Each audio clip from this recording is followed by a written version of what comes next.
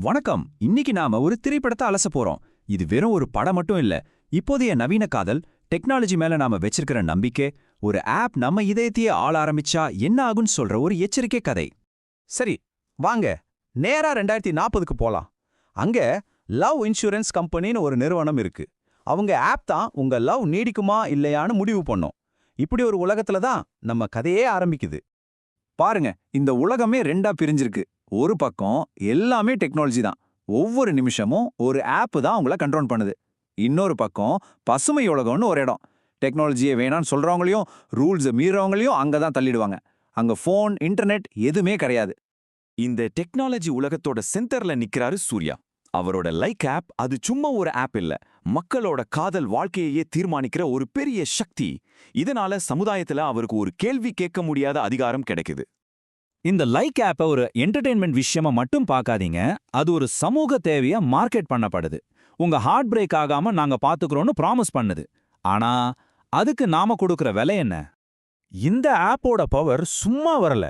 நம்மளோட டேட்டாவை திருடுறது, நம்மளுக்கே தெரியாம நம்ம ஃபோன் கேமராவை ஆன் பண்ணி பார்க்கறதுன்னு எல்லா வேலையும் பண்ணுது. இதையெல்லாம் அதோட கிரியேட்டர் சூர்யா கிட்ட கேட்டா, ஏமாத்துறவங்கள கண்டுபிடிக்க இதெல்லாம் தேவைதான், ஒரு நெசசரி ஈவில்னு ரொம்ப ஈஸியா சொல்லிடுறாரு. இப்படி எல்லாமே டிஜிட்டல் கண்ட்ரோல்ல இருக்கிற ஒரு உலகத்துல இதுக்கு எதிரா யாராவது நிக்க முடியுமா? இங்கதான் நம்ம ஹீரோ பிரதீப் வராரு.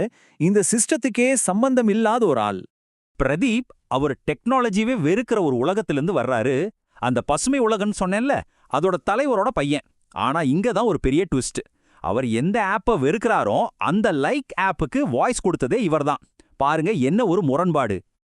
ஆனா காதல் இருக்கே, அது எந்த கொள்கையும் பார்க்காதல்ல. தீமாங்கிற ஒரு பொண்ண முதல் தடவை பார்த்த உடனே பிரதீப்க்கு காதல் வந்துருது. அந்த ஒரு காரணத்துக்காக தன்னோட அப்பாவோட கொள்கையெல்லாம் மீறி அவரே வெறுத்த அந்த டிஜிட்டல் உலகத்துக்குள்ள ஒரு போனை வாங்கிட்டு நுழைஞ்சிடுறாரு. சரி, காதலுக்காக பிரதீப் டிஜிட்டல் உலகத்துக்குள்ள வந்துட்டாரு. ஆனா பாருங்க, அந்த உலகத்தையும் ஆட்டி படைக்கிற அந்த ஆப் தான் அவரோட காதலுக்கே எதிரியா மாறப்போகுது. தன்னோட ஆதிக்கத்தை இன்னும் அதிகமாக்க லைக் ஆப் ஒரு புது ரொம்ப தந்திரமான ஃபீச்சரை கொண்டு வருது. அதுதான் லவ் ஸ்கோர். நம்ம மனசுல இருக்கிற சிக்கலான உணர்வுகளை எல்லாம் தூக்கி போட்டுட்டு சிம்பிளா ஒரு நம்பர்ல அடக்கிடுது. இதனால மக்கள் என்ன பண்றாங்க, தங்களோட மனசு நம்புறதை விட்டுட்டு ஒரு அல்காரிதம் சொல்றதை நம்ப ஆரம்பிக்கிறாங்க. அவங்க ரெண்டு பேருக்கும் நடுவுல நிஜமான காதல் இருந்தாலும் தீமா சொசைட்டி பிரஷர்னால சரி பாத்துடலான்னு அவங்களோட லவ் ஸ்கோரை செக் பண்றாங்க. ரிசல்ட் என்ன தெரியுமா? வெறும் 3%. ஒரு அல்காரிதம் அவங்க லவ் ஸ்டோரி ஆரம்பிக்கிறதுக்கு முன்னாடியே அது ஃபெயிலியர்னு முத்திரை குத்திடுச்சு. பிரதீப்புக்கு இதை கேட்டதும் அப்படியே ஷாக். தீமா தன்னோட மனசு சொல்றத கேட்கல, ஆப் சொல்ற தீர்ப்பை நம்புறான். அப்போதான் தெரியுது, ஒரு டிஜிட்டல் நம்பருக்கு மனுஷனோட உண்மையான உணர்வை விட எவ்வளோ பவர் இருக்குன்னு. யோசிக்கவே இல்ல, உடனே பிரேக்கப் பண்ணிடுறா.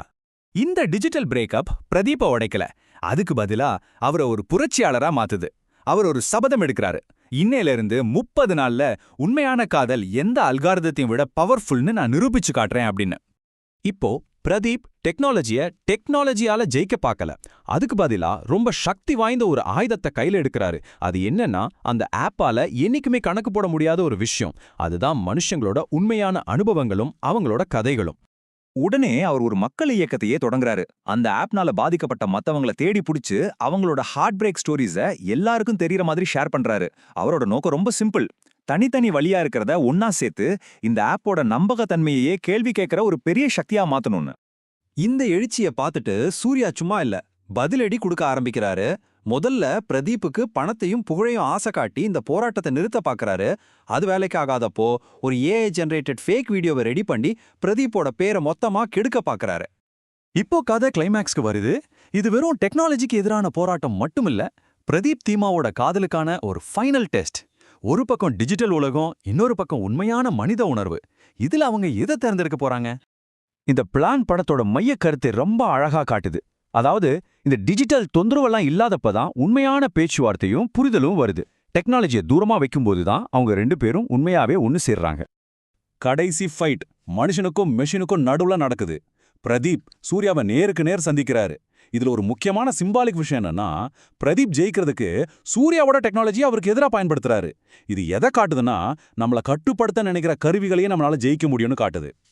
பிரதீப் தீமா ஒன்னு சேர்ந்தது அந்த ஆப்போட அல்கோரிதம் தப்புன்னு சொல்றதுக்கு ஒரு நேரடி சாட்சியா அமையுது. இந்த ஒரு விஷயமே போதும், அந்த ஆப் மேல மக்களுக்கு இருந்த நம்பிக்கை மொத்தமா போயிடுச்சு. லட்சக்கணக்கான பேர் அந்த ஆப்பை அன்இன்ஸ்டால் பண்ண ஆரம்பிச்சிட்டாங்க. கடைசியில இந்த டிஜிட்டல் சர்வாதிகாரம் வீழ்ச்சி அடையுது. கோர்ட் தலையிட்டு அந்த ஆப்பை அதிகாரப்பூர்வமா தடை பண்ணிடுறாங்க. இது அல்காரிதம்க்கு எதிரா மனுஷனோட அனுபவம் ஜெயிச்சதுக்கு ஒரு தெளிவான உதாரணம். சோ இந்த கதையோட ஃபைனல் மெசேஜ் என்னன்னா, காதல லைக்ஸ்லயோ ஃபாலோவர்ஸ்லயோ இல்ல டேட்டா பாயிண்ட்ஸ்லயோ அளக்கவே முடியாது. மனுஷ உணர்வுகளோட ஆழத்தையும் அதோட சிக்கல்களையும் எந்த ஒரு மெஷினாலும் என்னைக்கும் புரிஞ்சுக்கவோ கணக்கு போடவோ முடியாது. நம்ம லைஃப்லயும் அல்காரிதம்ஸோட பங்கு அதிகமாகிட்டே போகுது இல்லையா? இந்த நேரத்துல நாம நம்ம கிட்டயே கேட்டுக்க வேண்டிய ஒரு முக்கியமான கேள்வி இதுதான். உங்க மனசு சம்பந்தப்பட்ட முடிவுகளை நீங்க எடுக்கிறீங்களா, இல்ல உங்களுக்காக எழுதப்பட்ட ஒரு கோட் எடுக்குதா?